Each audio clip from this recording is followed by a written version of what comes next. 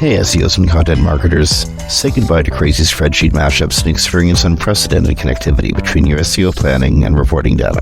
Introducing Audience Key, technology for keyword mapping, content brief automation, and rank tracking that form an SEO strategy system providing unparalleled feedback loops between planning, reporting, and optimization activities. Put your time and energy into strategy, not data upkeep. Visit audiencekey.com and apply for a free trial today.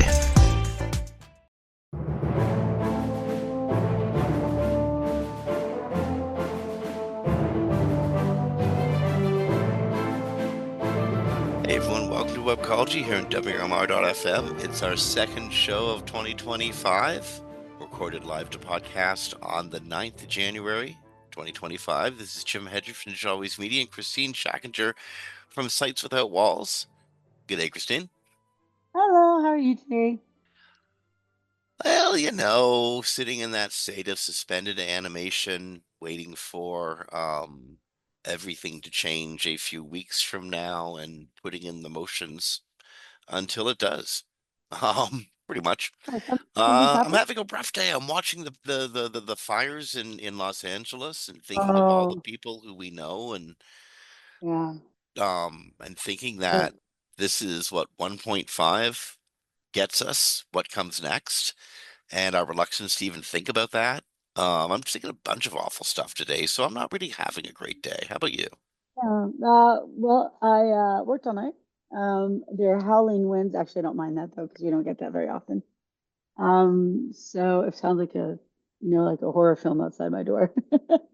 And the California fires are absolutely horrific. I was watching the early news today, and the reporters were going through their cameras, and it looks like a nuclear bomb went off. The winds were 100 miles an hour. One spark would fly somewhere, and then 10 minutes later, people were being told to leave and evacuate. They had 10 minutes to 20 minutes to get out of their houses. So it's just been horrible. It's just been horrible. Since we're not live, there's no advice I'm going to give today that would be helpful. But at least we could give some credit to Airbnb. They do have up their normal disaster program, and they're working with the 211 number in Los Angeles County, I believe it is, where if you don't have anywhere to go, they will give you a place for free for a week, which is really nice. They do that in all the disasters. So it's nice to see they're still doing it. That's a Uh, positive for today. And then, of course, Jimmy Carter's funeral was today. He Jimmy was, Carr's funerals today. The Google logo is grayed out on the Google homepage. If you click it, it leads to a search with Jimmy Carter. And his funeral ended at the time of this recording, but I believe the click on that led to a video of the funeral as well. yeah, and it was a lovely ceremony, and or not ceremony, probably the wrong word. I'm sorry. But his grandson spoke, and it was just really lovely. He told very cute stories. Like Jimmy Carter was a nuclear. I don't know if he's a physicist, but anyways, he was a nuclear guy. And he tried to make a call to his grandson, and he didn't mean to make a call because he was taking a photo. And accidentally called him. Like little stories like that. It was like super cute. And it reminded us of some of the big stuff Carter did, like FEMA. So FEMA is going to help all these people who lost their homes, and literally their homes are just gone. There's nothing left. So it was nice to have a reminder of just all the amazing things that he did as a human being. And Indeed. it was a very, very nice service. Did you know, just real quick, and we'll move on, that when you become president of the United States, you have to plan your funeral almost immediately Well, in yeah, case you die naturally. in office? Yeah, I Yeah, didn't you, think you about you that. become an internationally public figure, so yeah, they want to make sure everything is straightened out from beginning to natural Yeah. end.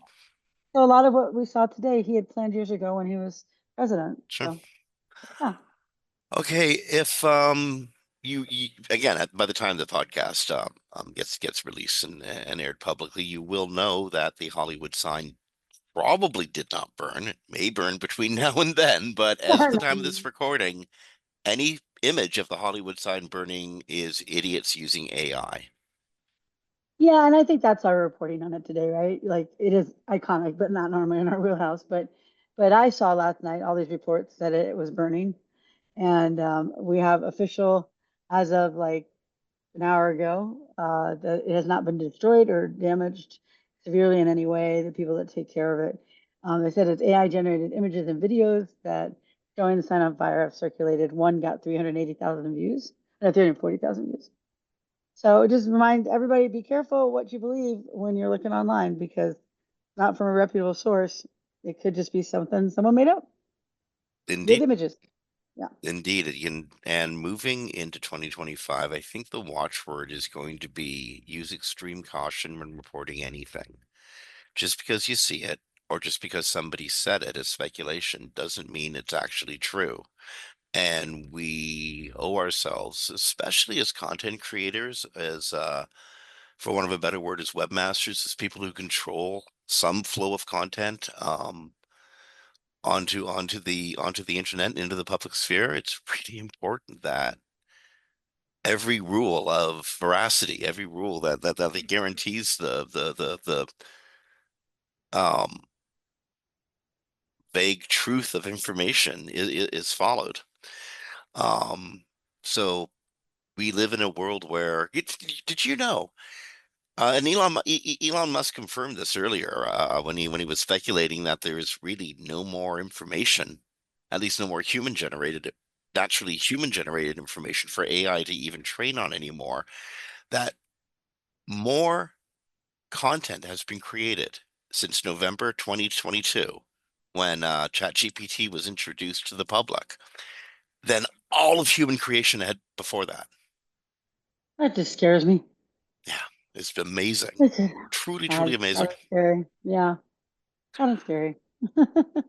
So, by the way, Elon Musk suggested the other day, I don't often agree with Elon Musk about a lot of stuff, but on this one, I think he's right. There's nothing really left for them to train on, which means they have to do one of two things: produce a whole bunch more human produced content, which is a content creator, I'm going to say, is going to cost a lot of money.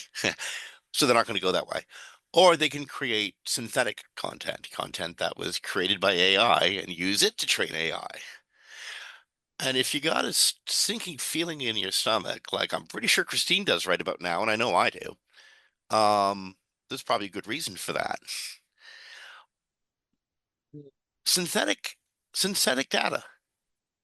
Isn't that phenomenal?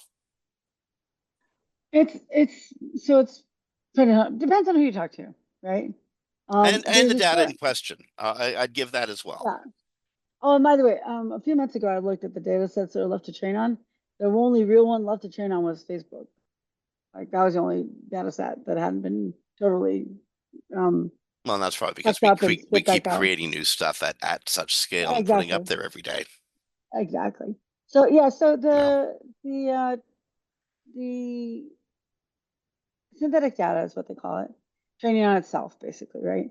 So the problem is you have to be able to balance that with regular training as well on non-synthetic data, real human data, because unfortunately what happens is as it consumes itself, as a snake eats its tail, it gets worse and worse and worse. And eventually what happens, and has happened in the past, is model collapse. And model collapse just means it basically just starts spitting out garbage because it can't, it's destroyed its training because it's training on what it or somebody like it, another AI model, put out there into the universe. So there has been successful use of it for, like there's one called Palmyra X004 model. This is from TechCrunch. And it was only cost 700,000 to develop compared to 4.6 million for an OpenAI model. But it's like a one-time thing. Like if you're OpenAI, you're constantly training, constantly training, constantly training. So you have to be careful because eventually you just get too much AI information and then they don't work. Models don't work anymore. And if you're putting hundreds of billions of dollars into something, I would think that you probably want to be really, really careful about that line because once the model collapses, you can't fix it. I guess if you could find new content in the trillion of tokens to go with it, maybe, but we don't have that. So it's such a weird technology, don't you think, Jim? I mean, like, I it's think so well, expensive. how, It's how to so say this? limited. Yeah. I think, goodness, I have so many complex thoughts around large language model AIs. I don't understand why it is so critically important to keep them moving forward and training on new data in order to improve their service or utility when at this point they have trained on everything that has been read or posted publicly that they can get their, electronic mitts on. So we are still several million light years away from true um, advanced general intelligence. Well, Well, remember, you only maybe have to not make a several hundred million billion light years dollar away, but we're profit. still several light years away from advanced general intelligence. Ah, you just have to make 100 billion in profit. That's all that matters, right? That's Well, from indeed, last indeed, week. indeed, but I think there's a I'm huge amount of concluding profit that to it's be not. made without Yeah. having to sacrifice so much money reinvesting in data that currently doesn't exist and blowing your entire model just to get a um pool of knowledge that you know is going to degrade over time, or a pool of data that would degrade over time, makes little sense to me. So there's a lot of the moving like a shark, always having to go forward process with LLMs that I actually don't understand why it's so Oh, essential. I didn't understand it either till I saw a TikTok this week, and I cannot tell you who it was. It was like a thought leader in AI, but I don't remember who it was. Hmm? But just to backtrack real quick, yeah, because basically we're building nuclear power plants, and we're going to have to create new data somehow, and it's completely limited in. I don't mean limited in what it does, but limited by so many different obstacles, right? Like power, energy, Yeah, indeed. money, right? And so far, the only thing they can find that people pay for is writing stuff in a chat GPT, which will never make 860 billion a year, which is what the industry has to make according to Goldman Sachs. Just to break even. That's not profit. That's just to break even. So I asked that to somebody and they sent me this video and I really wish I could remember who it was, but they had a really good point. And they said, you know what? It's because they want to replace humans for many things because the uber wealthy are afraid the world's going to collapse and they don't have the humans to do the work. So that I was like, explains why they actually wow. don't give a damn about cost recovery. Well, because now we're going to agents, right? And that's a story we'll cover in a little bit. And agents are going to do stuff for you, right? Well, So of that has course, to, this that's had to just come natural. before, this had to come before that, right? So one of our stories today, I've said right way too many times. One of our stories today is that they're predicting that the large language model is really going to kind of start going away next year because it's just not worth supporting. But they're going into agents, which I think are going to make money and they'll finally be able to get profit and stuff. But you know what? Actually, you know what I thought? Agents already exist and are everywhere on the web doing stuff for you every day. They're already Well, there. no, not What these what kind of Altman is agents. talking about is a little bit more advanced than that. Yeah, Um, yeah, they're talking about agents who are like, you say, go book me a trip, and it logs into your stuff and it books the trip for you, like that kind of agent. Gemini, But, yeah, indeed, that already exists. Gemini's already got that down. Or uh, they already announced that they're doing that. they're researching. Yeah, they're going to try to release one, but there's not one in the wild yet. Um, like I think it's in labs or something. But anyway, but just the point of all it is, I just remember who I talked to about it and who sent me something, and that was our dear friend Renee, who is absolutely brilliant on things, and laid it all out for me, and then sent me the video, and I was like, oh wow, that makes 100% sense. Why are billionaires spending buying nuclear reactors, right? Why would they be doing that? I Indeed. don't. And again, Yeah, think about this. They're investing, this is costing trillions of dollars. yeah, And I don't care how many people have a $30 a month ChatGPT subscription that ain't paying for it over time. Just not going to happen. There's no. zero hope of cost recovery. Why are they doing Yeah, so exactly. it? And of course this is just speculation on my part from what I was told when I saw in the video. But the video made sense because we already know the billionaires have bought themselves like these private locations has semi Oh, underground in like the indeed. West, Montana, like and they're planning for a day when everything goes up, upside down. And but you still have to have humans, right? Because you have to have humans to do stuff. But if you're a billionaire locked in a bunker somewhere, very beautiful, 10,000 square foot with a pool inside, bunker, you still have to have humans to bring food stuff and or grow food stuff for it, whatever it happens to be. And when I saw this video, I was like, oh yeah, that's what they're doing. Because in our next story, we'll find out, or one of our next stories, that they think by next year they can replace 30% of the work hours in the U.S. with agents. So it makes billionaires richer because these people, they're not a person, they don't need days off. No, they don't need sick pay. They can run 24/7 and make them richer. And then, if things do go bluey, well, then they have something that can do the work for them. So Or how most of them. much of your organization, not necessarily you, Christine, because but how many I'm just me. organizations you work with that you know of, um, how much of your organization, listeners, you might want to ask yourself, is involved in the basic job of organizing stuff? Think of all the stuff that the HR department does, for instance, for good and for ill. A Mhm. lot of it involves basically organizing files, organizing information, moving data from file A to file B, filling in forms and making sure that everything is compliant with everything else. How much of that work needs to be done by humans? Well, I mean, personally, I would have it all done by humans, but I totally But you're not a understand. major corporation looking to achieve greater shareholder value. Right. I'm a person who goes, there's inherent risk in that I wouldn't be willing to take. Like, large language Indeed. models are still large language models. But You my, live my, this is I, this I'm sorry, this is a society that has private insurance companies. I don't think that yeah, risk to human life or experience is really a consideration anymore. it is for me. May not be for Well, them. I It is know, for but me. you're not a major corporation I know. trying to shave costs to increase shareholder Right. value. Come I wasn't on, I what's wasn't important arguing that. here? It's 2025. It's the Trump era.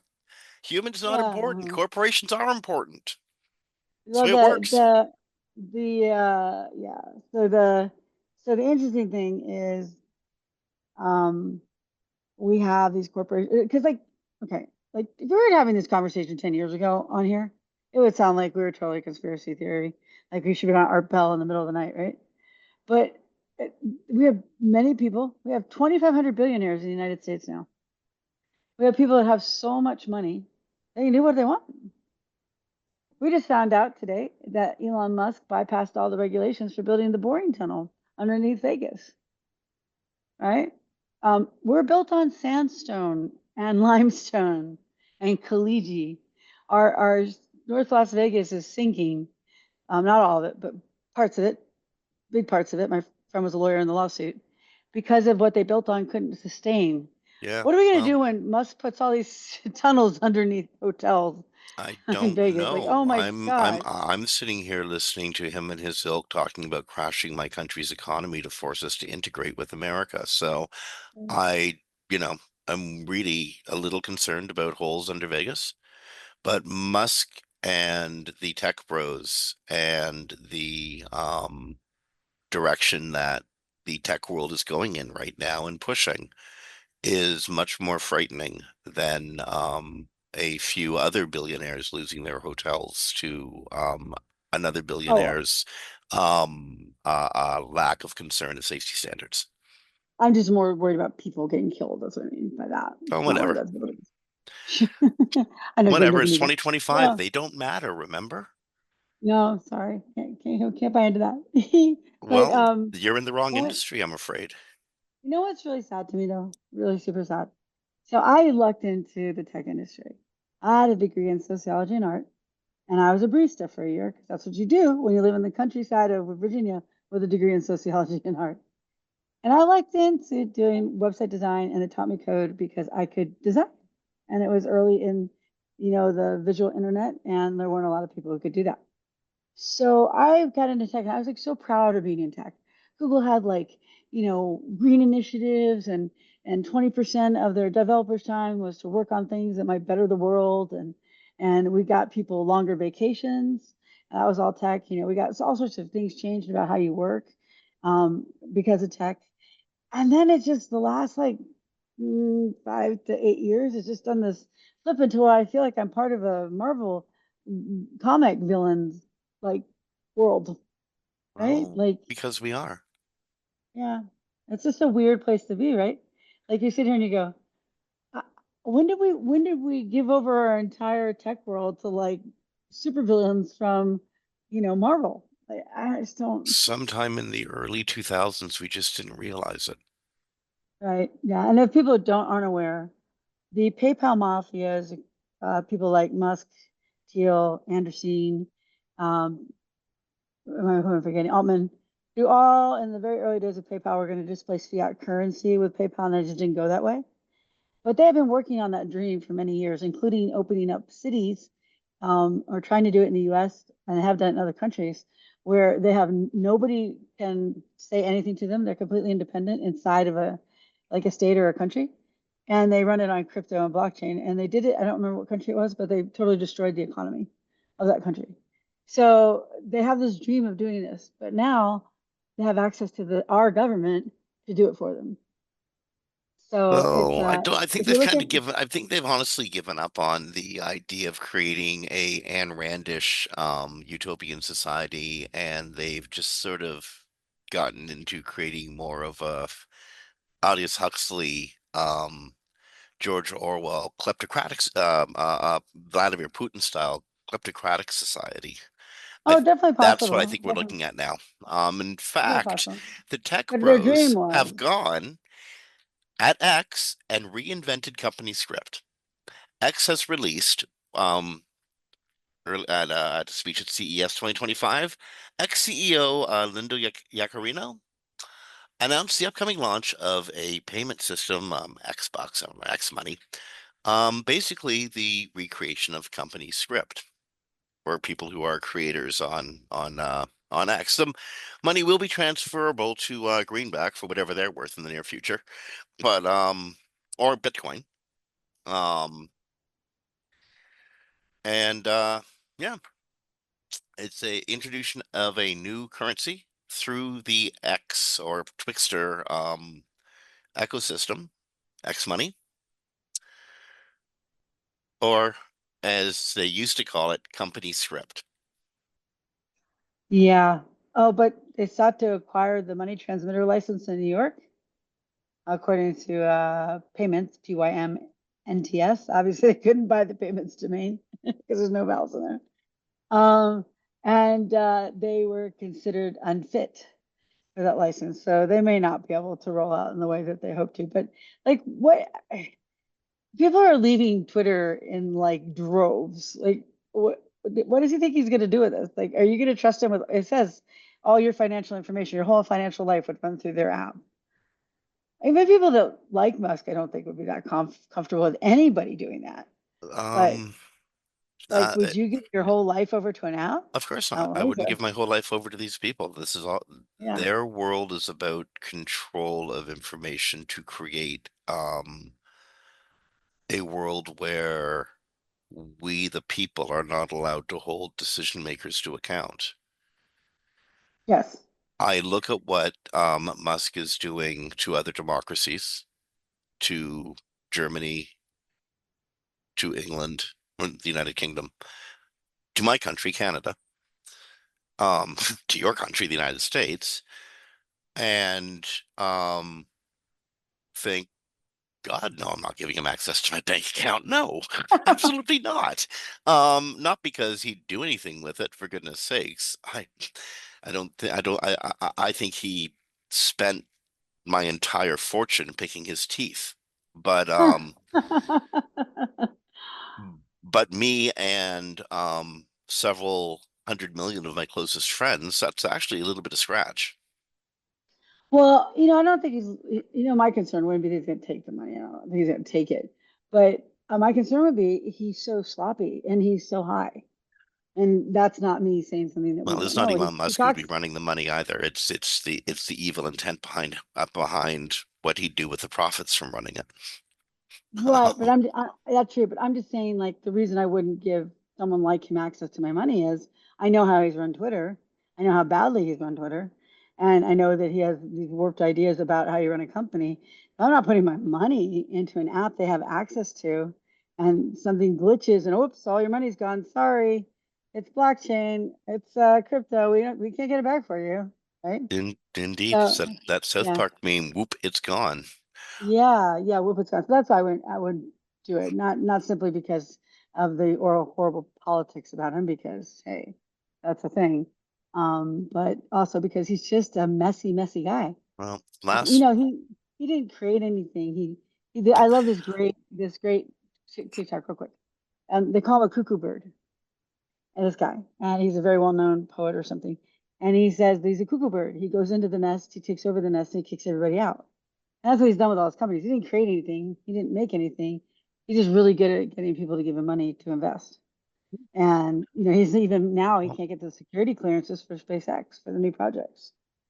So it's just so much math. So I just wouldn't trust anything to him on top of last thing I everything. want to say about Musk for now, at any rate, he is trying to purchase Wikipedia.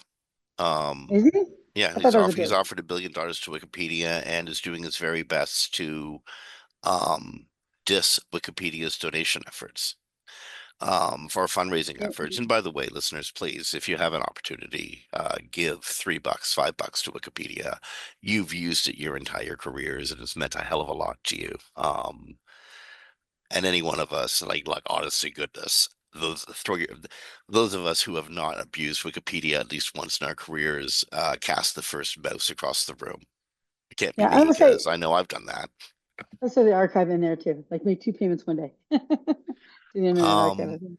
At the same time, the Heritage Foundation, the same people who are behind the infamous Project 2025, are trying to out Wikipedia editors who wrote content about the current conflict, the current war between Israel and Hamas, um, citing that content as quote unquote anti-Semitic. So they're trying to out and dox these editors specifically.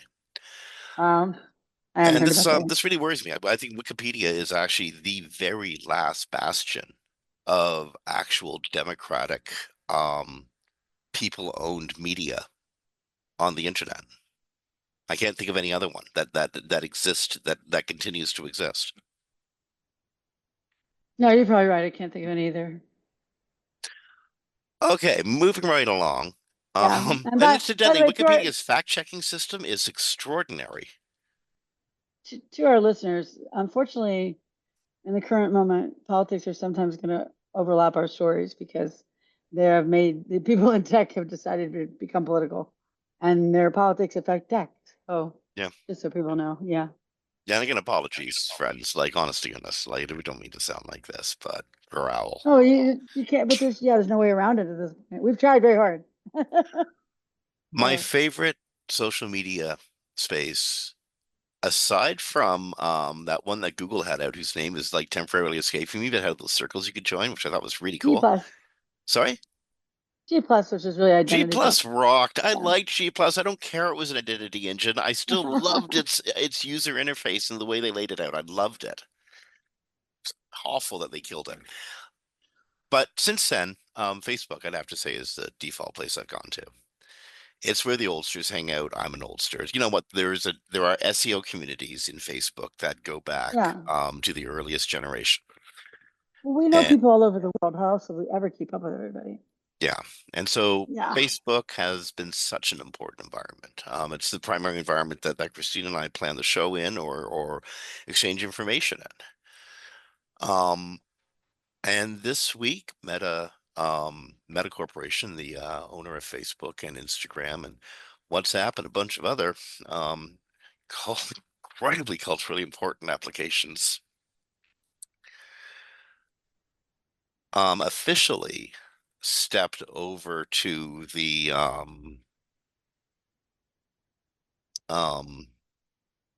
I don't even know what the right word for the new world is, but the side that suggests that anything goes, that factual moderation is not important, or protective moderation is not important. Meta's ending its fact-checking program in favor of a community note system similar to the one used at Twixter. Well, Um, It's awful. It's so demoralizing. And many Well, people are now wondering if they should stick around Facebook. I do get that. The one thing though is their fact checking system has normally been a horrible fact checking system because like I'll get something that's not like Yeah. this picture's in a picture, it's a drawing. Okay, right? But hey, I just reported a hate group that has pictures, really bad pictures of what they do to people, and it's like that doesn't go against our terms of service. So, they're terrible at it anyway. So I don't know if it's going to make much difference on the platform Well, because, I would wake up one morning and they get a new fact checker that was like, because that's another thing Zuckerberg talks about, who's anti-truth and facts. And then would Mark go back like 2 years and mark all my posts. And then I'd appeal and I'm like, what are you talking about? This is all factual. And then I would look up the fact checker because they didn't vet them very well. And they weren't really a fact checker. They were just like a group who had an agenda who wanted to get in there and they did. They've also done that in community notes. I'm in you know what? community notes. I will grant that their fact checking has been abysmal and at times feels like it's been purposefully obtuse. Obtuse. I will agree with that. Like no argument from me. But the fact that they had a fact checking program and gave some import to it, and more importantly, the fact that this week, leading towards the inauguration of Donald Trump, a re-inauguration of Donald Trump, they gave up the fact-checking program, Yes. and are now allowing extreme anti-LGBTQ comment, including calling persons of different sexuality mentally ill. And Yeah. you It's know what I got it's today? I got my very what? first Jew baiting Oh my comment that gosh. made it through to my feed. I haven't seen that on Facebook. I mean, I saw that years and years and years ago, and then they put a stop to it as quickly as they could, and it's back on my feed again as of this morning. Did you know did you know that the team that does the fact check system wasn't told? They found Well, out when he announced it. is that a fact? Yeah, it is a fact. And he's moving them to Texas Oh, where they indeed, won't yeah, have because regular. because so Yeah. people don't think they're liberals from California, And again, for this is God's sake. political. We can't avoid the politics here, right? We do know for a fact, because it was said by Trump yesterday, that he threatened Zuckerberg, and Zuckerberg responded to the threats.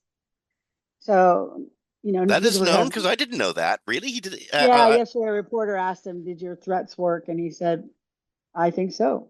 So, because he threatened him in the past with regulations and stuff last time he was president. Now, don't get me wrong. I think Zuckerberg would probably walk halfway there himself without any cajoling. But the system is the The words they're incoming using. You just What's that? said the incoming American president was asked by a reporter, "Did Mhm. you threaten the owner of what is effectively Did the your public did your square?" threats work? And the Yeah, president said, "Yeah, I did." basically. I mean, it's a little worded a little different, but basically, yeah, that's what was said. That's phenomenal. Yeah, right. So we know that he already. Okay, we'll just take it to the fires real quick. He said a couple days ago or last week, if there was problems in California that required, federal help, fires and things, that they would have to agree to some change in the gas mileage law or something, and otherwise it wouldn't help. Yeah. So same thing he does with the companies, but the difference is like we do know Zuck has been terrible about content moderation, has been terrible about moderating what's truly awful on his platform. And by the way, can we just make this one comment? I'm sorry, I don't usually talk about people's appearance, but he looks like he went to the 70s and came back in a time machine. He's got like a gold chain and 70s clothes. This is kind of funny. Um, as we're But learning, with the late 30s and 1940s, everything old is new again. yeah, I guess so. But the big thing that they're saying here is that he's going to return civic this civic. Well, I just lost it. I had it and I scrolled back to it. The recent elections. This is his comment. Also felt like a cultural tipping point towards once again prioritizing speech. So we're going to get back to our roots and focus on reducing mistakes, simplifying our policies, and restoring free expression on our platforms. And free expression in the tech world right now by the tech bros isn't free speech. Free speech is not when people can just say whatever they want. You and I both know there's the paradox of hate speech.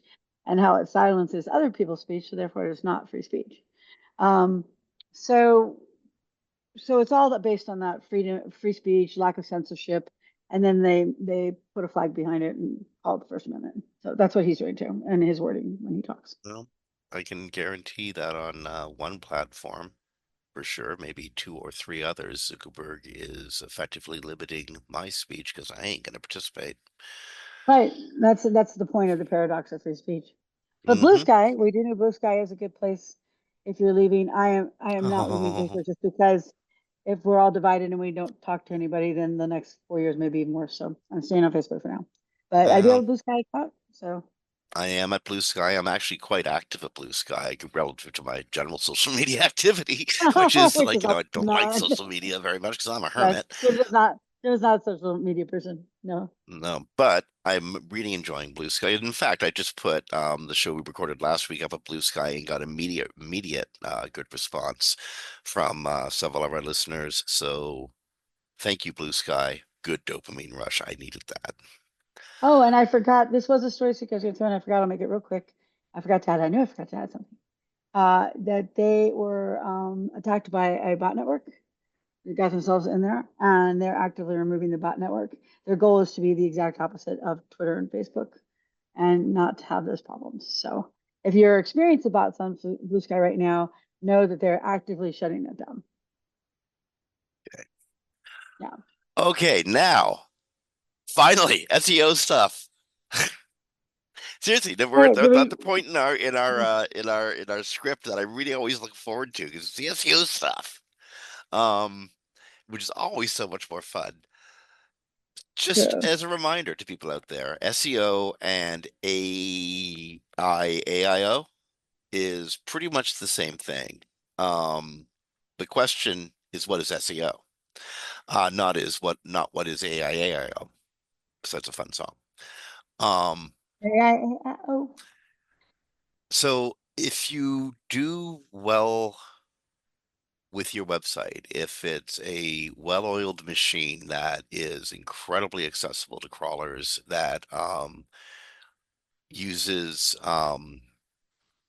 structured data to express information to the search engines or to their crawlers, if you are providing information as many possible ways as you can, you'll probably do well in generative AI mentions, generative AI statements, overviews, or summaries. And you'll rank well in the blue links that are often found around or below the generative AI summaries. And if you're really lucky, you'll be sourced in the generative AI summaries. Point being, technical SEO is really important. yes. So all the stories afterwards, please listen to that with that and listen to them with that in mind. SEO has not fallen off the side of the marketing toolkit. In fact, making your information clearly accessible is more important than ever. It And really is. controlling And and go ahead. controlling the flow of that information. That's going to be the next stage in SEO. Yeah, I saw a post today on LinkedIn from someone I deeply respect. I'm not going to use their name because I'm not trying to trash them, but they're talking about getting into uh, these search engines with the AI. AI does not have search engines themselves. They're not going out and like looking at your site and bringing back your content. They're training on your site, right? So they're talking about how you have to make sure that they're crawling your pages so you can be included. You don't, if you don't want them crawling your pages, you don't have to do that. If you want to, that's great. Let them do that. But if you don't want to do that, as long as other people are mentioning you, they're going to train on that. They are going to know you exist. Like I could make up a word and block that site completely and then have 100 people post about it and it would wind up, if it wound up in the training, that word would exist. So just be aware that you don't, if you don't want them to crawl your proprietary information in there or something, you don't want them to access by accident. Whatever happens to be, you don't have to as long as other people are talking about you. Because what they do is they have a co-search engine. The search engine pulls back the documents and they summarize the document. They're really summarization engines. They're not search engines. Just so people are clear about that, so they don't worry about like, I can't get in. And also, if you want to be in the AI overviews or any of the AI products in Google or in Bing, you have to have a strong placement in the actual search result Mm-hmm. because they're using that to reduce the hallucination problem, the wrong information problem. So your SEO is more important than ever. Yeah. because You're running a the way big to get, e-com site and you want those yeah, products to actually be pulled up as reference mentions. That's technical SEO. yeah, and all your SEO is just more important than it's ever been because these engines have to have search engines to work. The summarization engines can't work on their own. Not well. I mean, they can, but they do a lot of mistakes, a lot of mistakes. So they have, Microsoft and Google have co-process, and they bring in the search from the search engine, and they bring in the documents that scored highly, and then they summarize all those. So as your SEO game, because I see a lot of articles like your SEO is done, don't worry about. No, your SEO game is more important than ever if you want to be in those overviews. But here's the deal. If you want to get into SEO and you want to get into the internet webmastering game, choose your niche carefully. I'm sorry to all those people who publish those incredible information sites that did well over the last 15 to 20 years. And these people did an amazing service to humanity and to the web and all that sort of stuff. And Google didn't care at the end of the day. Um, that's not a niche you probably want to be exploring right now. You're not going to make a lot of made for AdSense websites are not going to be turning a lot of money in the near future. Which is unfortunate again, because that spurred a lot of really good content creation and a lot of crap too. But there was people out there who made really good, strong businesses on that. It did, although I don't know that that's that intentionally. As we know, the helpful content update is the precursor for all that, and we still believe the helpful content update just is broken. But at the They end of did the say they can day, try to fix it. So yeah, but given that AI overviews are taking over that space, just the instant reference on what all the great spots to eat in Ann Arbor, stuff like that. I just don't really see that being a place that if you throw a bunch of effort into, you're going to see a bunch of return in the future. Which is, incidentally, big loss for the LLMs because what do you think you were training on, folks? yeah, that's the thing I never get about all this. If you like with agents, right? We're going to get rid of all the websites. Well, great. What will you be training on, and where will you be getting your products from, and what will people be interacting with if they don't have the websites? Because your agent is just an in between. It's not actually the thing. So if it doesn't have the thing to go to, there won't be a thing. This is Eventually, the idea is that AI will start fetching information specifically for each individual user. Every website, every business, every entity that's on the web will have an agent of some sort or another that communicates with the great AIs in the sky and keeps them fully informed on all the happenings of that business, website, school, university, institution, church, or what have you, and also is able to, provide information directly to people who interact or other agents, other personals agents who interact with that agent. Um, in fact, a whole bunch of the human element is we're moving away from a whole bunch of the human interactive element in the new vision of web services. Yeah, but whose vision is that? Because I don't hear any of my friends clamoring for it, and they're not in tech. So when I said to them, "Would you want this thing on your computer?" and they're like, "No," I'm like, "No." Someday, a few, but Would you very, very want, few. but if you asked a different question, such as, would you want your fridge to order basic things for you? You're running out of milk. Why should you have to think about it? Just get more milk. No, Okay. no, I don't. I don't. I don't want to like come Some home and people, find out my refrigerator spent $200 at the store. I'm one of those people who doesn't like allowing the utility companies to bill me directly and take the money directly out of my bank. That weirds me out. I'm of a certain age, but that seems to be a very popular service with banks and Oh, utility I have no companies. problem with that. It's a bank, and they also held the federal regulation. The app on your fridge who's doing this with the agent isn't. Well, Also, if the agent's this on your is computer, agents on your computer and they're logging into stuff, that is a huge security risk. This is So, this is this is the same stuff as, say, the Nest console on your home thermostat. It's basically the same idea. no, Yeah, absolutely. no, the Why Nest logs in shouldn't? after I log the Nest into my router and it works with the router after I know what's going on. The agent's going to act independently. Oh, I want to go to a trip. I want to go see Jim in Canada. And it's like, you're going to get everything, book it, and send me the tickets. And I know that sounds really good to the tech pros. Like, oh, everyone's going to want that, right? But we know they don't do any market research now. They just do stuff. And when I asked my friends, how would you feel about on Facebook? how would you feel about a computer program that went and did this stuff for you? And they're like, no, like, no, I don't want. You know how long it took for Americans to trust using a credit card online I have no fully? idea, but Like, in certain instances, I would absolutely want someone a program that I controlled to do that for me. I you would don't control it absolutely though. want that. You're not controlling it. Who says I'm not That's the controlling it? thing. You're not. The agent does it for you. You don't control it. Well, I know, but what if I input the information I want into the agent and set the agent forth to do my bidding for me? So it goes Like, and logs why into the not? The website. agent You won't learns let from people everything take I money. do. You won't let money take out of your bank, but you'll let a program on your computer go book a trip for you. Have you ever seen me book a trip for myself? Disaster always happens. Every time I book Yeah, the but wrong date or I get the wrong connector or hell, I've gone to the airport and had to book a ticket right there and then because I got the wrong month. It's I'm happened on more I'm than one occasion. I but would you said love you it don't if let the something did it for me. It would save me you money. won't let the power company take the money out of your account, but you let a No, because bot they're on your computer nuts. do I don't trust them at all. The power company, my goodness, it. they're crazy. Now, So, my so agent, I mean, heck, it sees me when I'm sleeping. oh gosh, no, like totally. I have no interest. We'll see. We should bet $1 like this time next year. Did agents take off or did they not? I'm saying they're going to be early I think, adopters and make honestly, it I look think they like. have to. The Well, let web, me let me the web is finish. about to become so complicated, No, it doesn't have to become complicated. The but it large will. language models are dying already. Like the industry is like they're going to be gone next year. We're moving to agents. So, so my thing is, we'll take a little bit here. Like people, the listeners can hear us on January 9th next year, if it's a Thursday, if not, whatever's closest. I say they'll be early if they roll them out this year. If they don't roll them out by summer, it won't matter.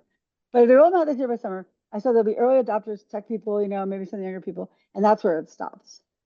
Like other people are like, no, I don't want that on my computer. And if there's a security breach that is important, then it kills it completely.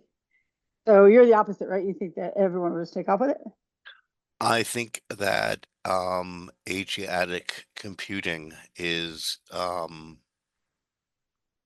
absolutely the future. My cell phone is going to be the neurocenter of my organizational life, and I don't necessarily want that. But Well, you're not going to have to use I it. don't think there's a damn thing I can do to stop it. I think it's just going to happen that way. Will it Well, happen within a year? I don't know. Will it happen in the next 4 or 5 years? Unquestionably. you and I And have been through the virtual what was it from Zuckerberg? That's dead now, and Second Life that died, and crypto died, and NFT died. I mean, people are still yep. buying crypto, but it's not the thing it was. Web3 has pretty much died. We've been told so many times that there's these big revolution coming. When people don't participate, the revolution doesn't come. And people have to want the products. And people might like the idea when they first built, because the marketing commercials are going to be really slick. You and I both know that. It's be like, hey guys, you can just go to sleep and it'll book the thing for you. And you get up in the morning, the tickets are already there. And then the first time it makes a mistake, the person's like, what the heck was I thinking? I just spent $200 on a trip I don't want. Right? Because if it's complex, it's likely to make mistakes. And Well, you have your you have personal you way know you what? want to do things, right?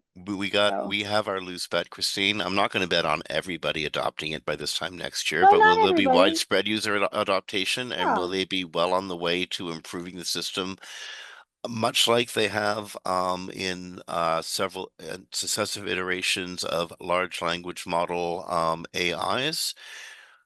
Sure. And this is just I a fun bet. absolutely see that going somewhere and being It's just a adopted fun for bet. use by like large numbers of people over time.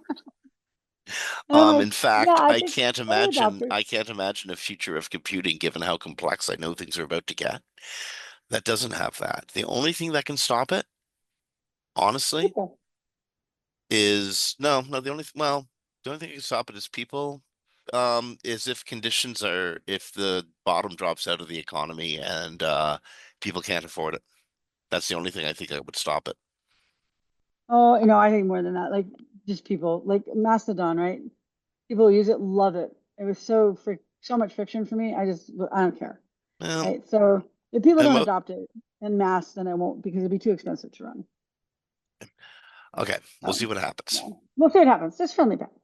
Okay, now people are using AI to do all sorts of stuff in Google. Um, there was this terrible post, this terrifying post that came up. It's been passed around on Facebook and on Blue Sky today. Um, do not use generative AI to create content to create links. Don't do that. And there's again, it's a horrible story posted by a woman named Becca Harrison. She didn't name the name of her company, but this is her post, and I'm going to quote directly from it. Today, I learned the company providing my project's web support has been outsourcing SEO backlink provision to a third party that's used generative AI to create web pages and blog posts as if it's authored by my project. Not only are they factually incorrect, but also in ethical opposition to my work. The generated AI pages, all designed to improve my website's SEO, insists that generative AI can help filmmakers be more environmentally sustainable in various aspects of production. This is genuinely terrifying because it's not true and could potentially cause reputational damage. She goes on to, talk about asking people to sit back for a moment and do critical thinking. And she has requested that the content be removed, insisting it be removed within 24 hours of giving notice, and warns people, check up on what your SEO team is doing for you. That happens a lot. We know back in the day of Penguin, a lot of companies got hit because they bought black hat links and the company didn't know and they woke up with no traffic. And then they were down for 1 to 2 years. So Well, I've been, the thing is, he didn't just say to obtain links, right? We already know that's a problem. He did say generative AI. So I consistently tell people, like, you can take the risk if you want, but we do have evidence that when they hit you, you lose all your traffic and you have to rewrite all the content and you have to spend all that money and you're down for months. So is it really worth it not to pay a writer, $20 to $100 a page to write it for you so you don't have to worry about any of that? Because you're going to spend money on GPT anyway. And if you do get like this, if they mark you as spam like this, I do recovery all the time. You're not getting your site back for a very long time. Your traffic here's the back funny again. thing, Ms. Hara, whoever hired this agency, who hired the other company to do this, the third party to do it, you would have spent less had you hired the writer just directly. Because you have to hire the agency. It's like sort of like middleware in between your company and the actual content creator. You got to pay for that middleware. Just pay the content creator, for goodness sake. And more Exactly. importantly, Exactly. check what they're writing, for God's sake. It did go up on her website. If there was a published ethical violation, or if something was published on her website that was in ethically opposed to what she was doing, um, I don't know how to say this. Business owners, even if you outsource the responsibility of putting it there to somebody else, you are still responsible for having it there. You need to check it daily. And you don't need to write it yourself, but you need to check what someone else has done in your name. Yeah, the problem is it just depends on the size you work on, right? Because a lot of times they don't tell the SEO that they've done it. So it's Well, like, I know, what? What'd indeed. you do? But you got to walk around your. I owned a cafe once, and I didn't have to. But at the end of every day, I would just walk around to look at stuff, just because that's what you do before closing the door. Maybe it's old fashioned. I don't know. No, it's not old fashioned at all. It's just on some larger sites, it is really hard to tell that something's happened if they don't tell you because you can't crawl it every day and there's no way to monitor it every day because you don't have access to that. I'll grant Usually, that. sometimes, Yeah. yeah, yeah. So, oh, by the way, that bot network, it just popped up from one of the bot networks from Blue Sky was pro-Russian disinformation botnet. Really? I wonder. Yeah, Aren't go they figure. all? Pretty much. I think I've talked to one real human on Twitter that, attacks me from that side of things in like a month. They're just all fake accounts telling me how awful I am. They're really Speaking bad at it. It's like a 5-year-old insulting you. Okay, go ahead. speaking of dumbass fake stuff. Yeah. Dumbass fake Uh-huh. stuff. See that, huh? I So, like okay, it. I like and it. this is from Microsoft too. It's like really funny. So Microsoft is tricking big users to think they're on Google. It happened to me today while I was prepping for the show. Oh, okay, you know what? Explain this then. What So happened to you? I was searching and I tried to go to Google and it looked like Google, but I was like, but that doesn't look like Google's font because you and I know we work with it all the time. You notice something slightly different. It's not exact. And then I was like, why does it feel like Bing? And then I'm like, oh, I'm not in Google. I'm in Bing. So why did you think you So were in Google? because it looked like Google. Yeah. Okay. Yeah, it looked like Google. So yeah, so it doesn't Did have you the do Bing mark. something that made you think you might have gone to Google? No, it flipped. No, no, something flipped. Like, sometimes your stuff goes blurks out. That's my new word, blurk. Blurks out. It blurks out. So I just changed real fast. And so I thought that I should still be on Bing, but it looked like I was on Google. Well, maybe my tab just moved. I was on desktop. So I don't know. But when I read this story, I'm like, oh, that just happened to me today. So Bing, you're strong enough on your own. You don't need to pretend to be Google. So what happens is when people are on Bing and they like type Google into like the little search box, the little Yeah. query box on Bing, it opens a new query box and repositions the user's perspective on the page so that Bing's logo is, above the fold a little bit, like it's like you scroll down and It's the above the logo's gone top. It's away above the nav. Yeah, it's above the above the nav. nav, and you can't see it. But if you scroll Yeah. up again, you can see it, and then you're at Bing. Yeah. It was weird. Tricky, Like tricky, eh? it's Like very tricky what? because I was just like, what just happened to my pages? I was trying to go to Google and it looked like I'm on Google, but it doesn't look like Google. But it looks like Bing. Why am I on Google Bing? Okay, I so don't this know. is actually happening. It's Yes. completely juvenile. Um, this is the search engine equivalent of white text on a white background or something, but they're doing it. So there you go. Pretty If it much. happens to you, it happened to you. Okay, so when they're done with you and they don't care about you anymore, they just throw you away. Done.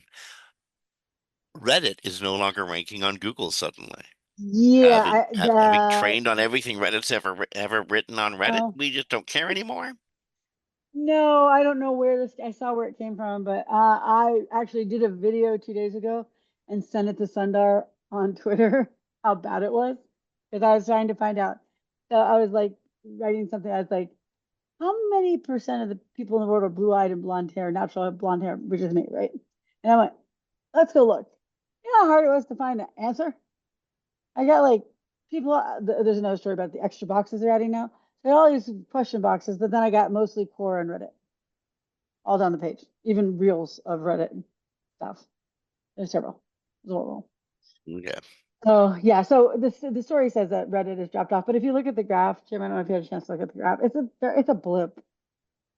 Somebody wrote like they dropped Reddit, and I'm look at the graph, and it's like down looks like maybe down less than 5%. That's not Google dropping you out of the index, but we'll see. They could be experimenting, and I just didn't get the experiment. It's totally possible. Yeah. Yeah. If you're in Search Console and you think you fixed something and you want Google to know, you click on Validate Fix and you think, ha ha ha, good, I just told Google, and they're gonna come and they're gonna see that I fixed it, and they're gonna be so proud of me, and they're gonna give me a lollipop and stuff, right? Because I know I think that without the lollipop, exactly. I don't really think it, but I do think I'm gonna get rewarded somehow, even though I'm not. Maybe. In almost every circumstance. But I wrote the story, and How then many John came back and amputees do said, you have "Yeah." these days? John's like, "Yeah, I know." John's like, "Well, in some situations, like AMP, people still have AMP, really? Okay." Yeah. Like, so Yeah. um when you click mark as fixed, what you're actually doing is checking Google's crawl cycle. You're getting an indication of when Google comes back and starts re-looking at your pages again, but it doesn't necessarily mean Google's going to prioritize to come back and look at them faster. It's not really that important to them. Yeah, exactly. It's just a check, basically. I mean, you need to do it as an SEO to see if fixes were done, if things are being indexed, things like that. But no, it doesn't make them come back and go, "Oh, you're amazing now. Let me re-rank your site." That's not the process. Yeah. Moving on. But again, it does give you an indicator of when Google does come back and start looking at your pages. So it gives you an indication of their crawl cycle.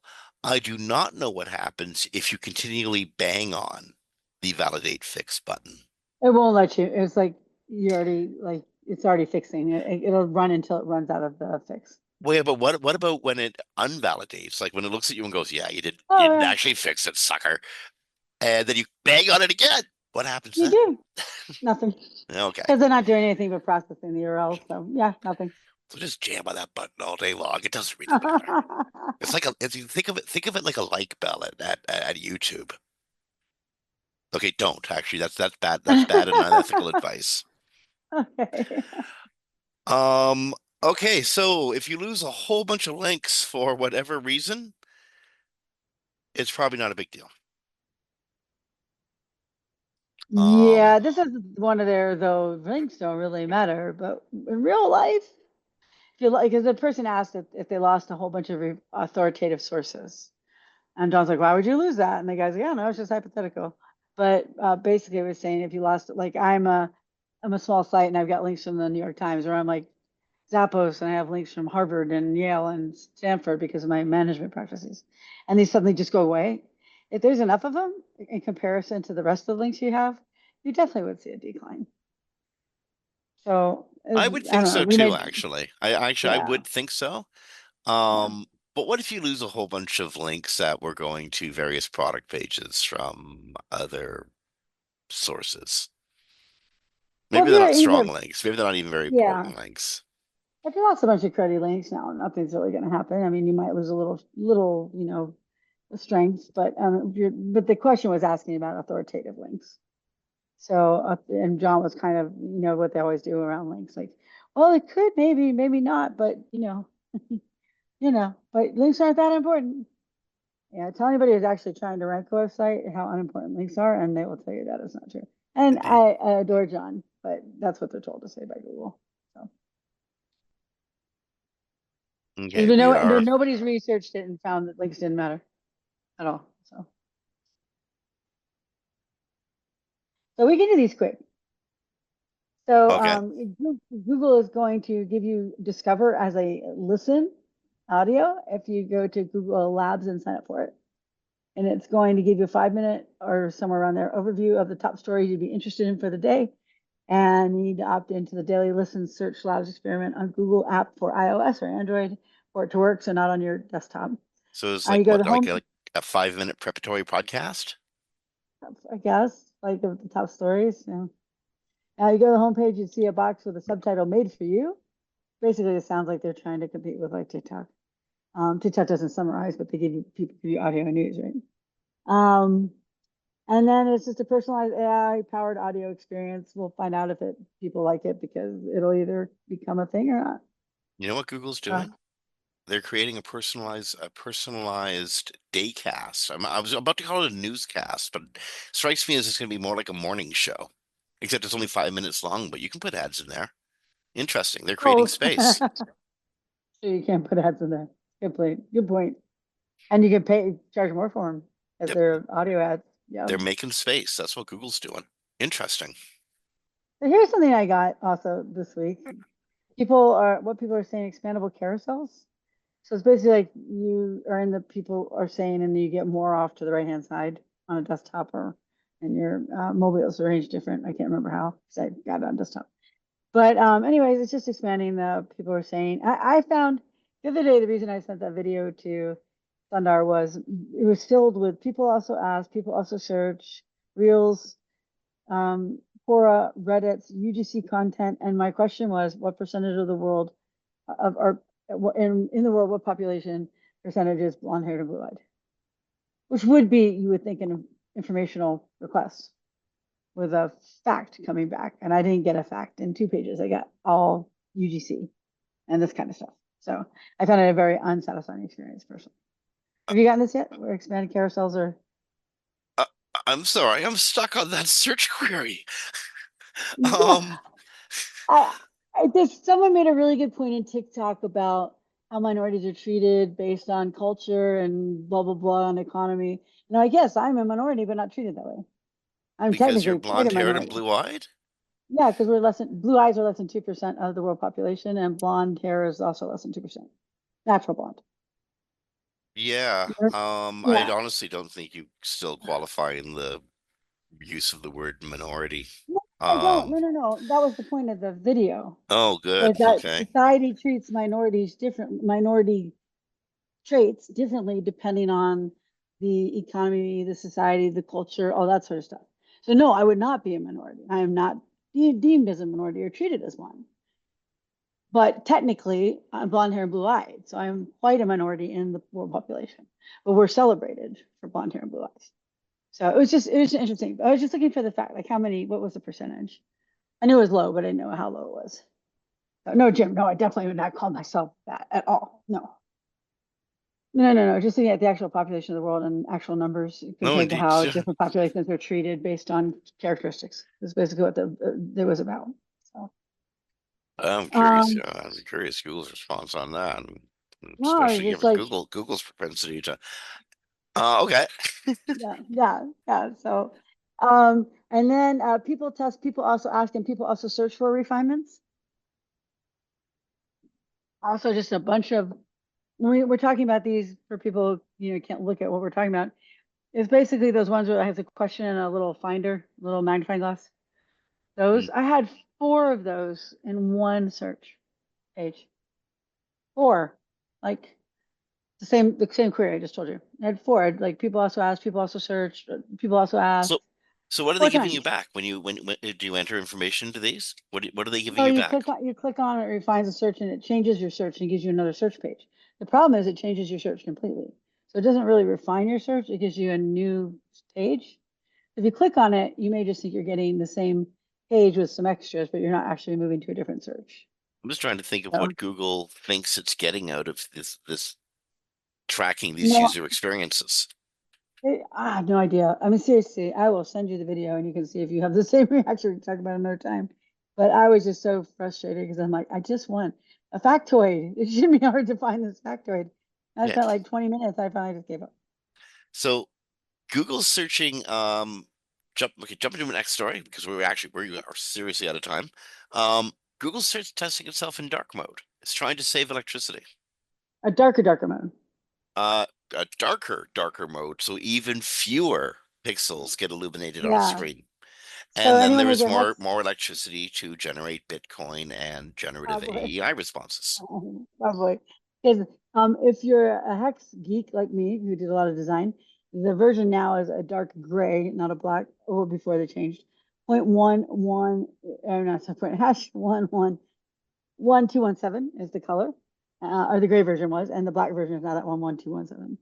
So, if you want to have black like Google, 11217 is your hex. So yeah, they're just making it really darker. You got a really good point. They're doing it probably save energy. Moving on to Google Business, we find out that Google Business now you can add to your menu. So you used to have to just delete the whole menu and re-add it, kind of a pain. So now you can just add an option. You can edit it So if you have a Google. If you have a Google Business profile for your restaurant and your restaurant has published a menu, you can easily edit that menu without having to download the whole thing and re-upload it again. Exactly. And now we have going into almost our last story. We have Google says once again, they say this probably once every year, that your URLs have a minimal signal for search, meaning what's in the URL is a minimal signal. But there is a caveat to that. It's a minimal signal as a URL by itself, but as a link inside your site, it definitely has weight as they're trying to figure out what your site's about. So when you put everything off the root, you don't give Google any signals. You have to have a proper site architecture, which is reflected in the URL, but the URL itself isn't what's giving you the weight. It's the URL as it is in the Well, site architecture telling Google what the pages are about. well, yeah, and it's also the logical progression of information. Yeah, This leads to this, which leads to these. yes, but you have to always say that because when they say URLs don't matter, people think they mean nowhere do they matter, and they do matter in how they're used, but the URL by So, itself. it's technically what Google's saying is correct. Like, It is, technically it's yes. correct, but if you want A to little vision details. something in your mind, you sort of look at the URL structure. Yeah. Yeah. And then Google takes off your domain name from the structure. So they don't know what your domain said about you. So now you've got just links. And if your links don't have any information in them because you're all off the root, Google doesn't know what's important. It doesn't know what it's about. It doesn't know what your categorizations are. And you make it much more harder. The best thing you can do ever in SEO is make it easy for Google to understand your site. Everything you do should be making it easy for users, but also making it easy for Google to understand your site.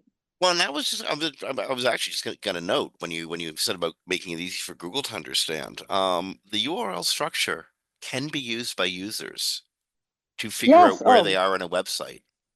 100%. I use it all the time. Yeah. Yeah, it's definitely good for users. It's not good for users to have your like everything off the root, or you're like, hey, this is my blog, and then you go into an article and it takes you back to the root because now you're not in the blog anymore. So, but Google does have heavyweight. Well, I can't say heavy, like we don't know how much, but we do know there's a definite change inside a site's visibility when it does proper internal linking structures and proper URL structures to reflect what's in the site. There used to You be and a I know guy. that from the experiment we did. There used to be a guy in the industry named Gord Hotchkiss. And Gord's big thing was studying user behavior, how users behaved under different conditions. And this would, I'm curious what he would say about um, a well laid out and hierarchical URL structure, if that changes a user's ideas about the information that they're reading. For instance, Christine, you mentioned the blog post where you go to url.com/blog.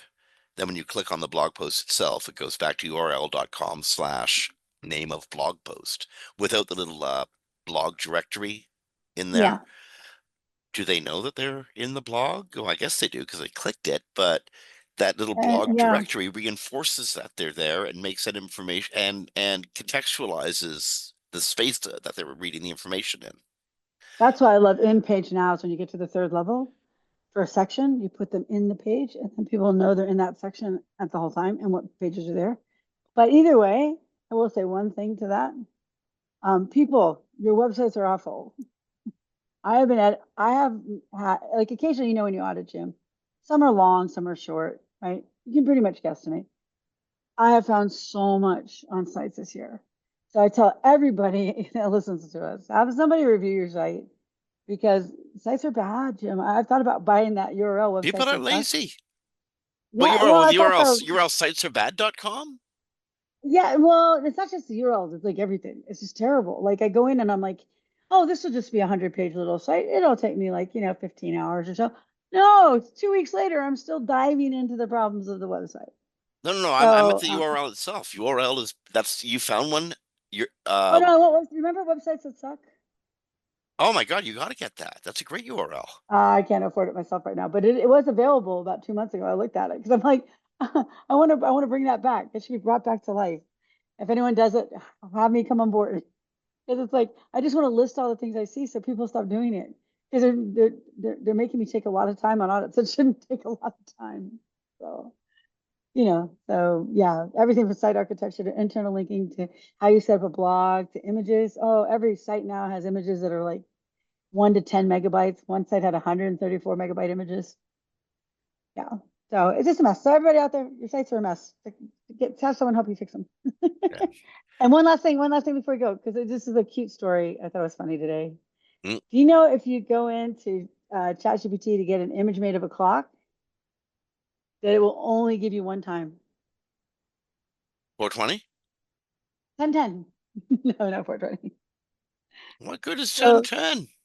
somebody posted on LinkedIn today, and it kind of went viral that he asked for a clock that said 3:30 and it said 1010. And he did a whole bunch of them. It was like said 1010.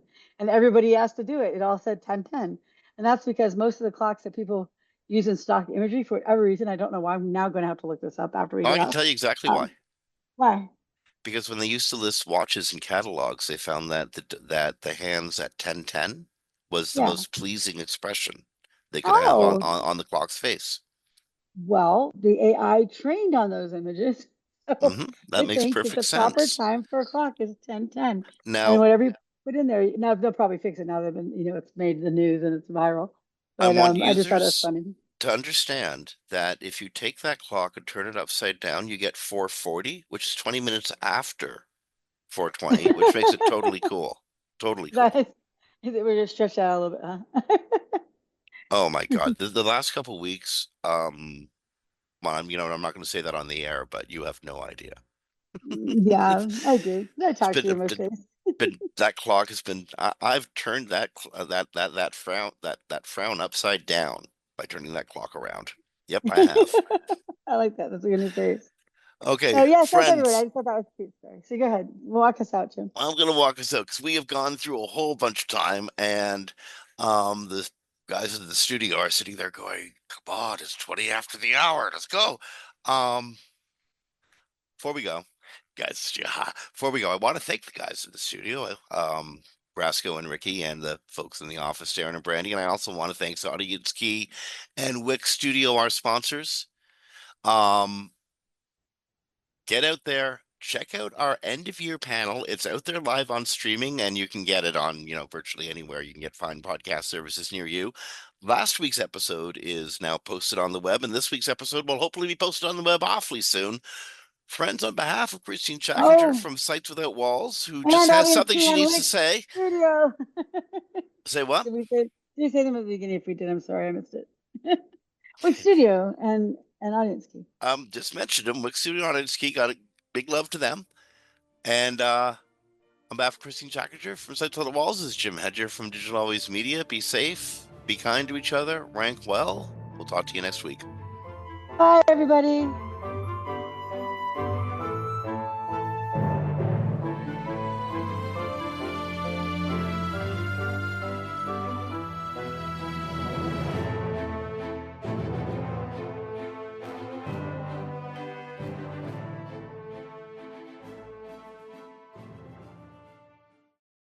Are you tired of juggling contacts, manually following up, and deals falling through the cracks? We can fix it so you never lose another lead, enabling 24/7 sales and support via an AI that learns your business. Ready to close more deals with less hassle? Get a free trial of our marketing automation at thebuzzcrm.com.